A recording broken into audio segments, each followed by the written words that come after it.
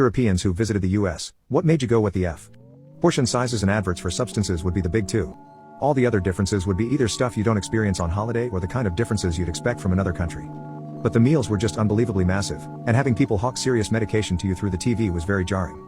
Oh, and the number and duration of the ad breaks as well. One night me and my dad were in some small town on our way to somewhere, and we decided to watch Silence of the Lambs on TV.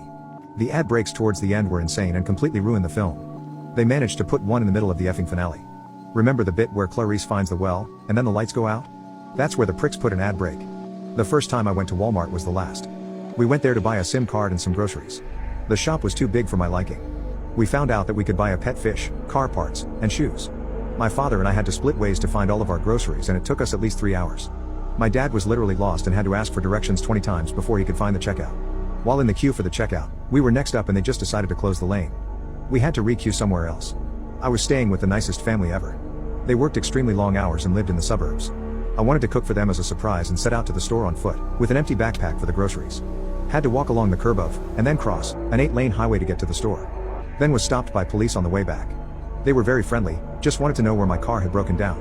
Ended up explaining to me that there was zero infrastructure for walking out in the suburbs and were kind enough to take me home. On the way, I saw a sign gas 99 cents a gallon, Bud's Christmas gift to the community, blew my dad's mind.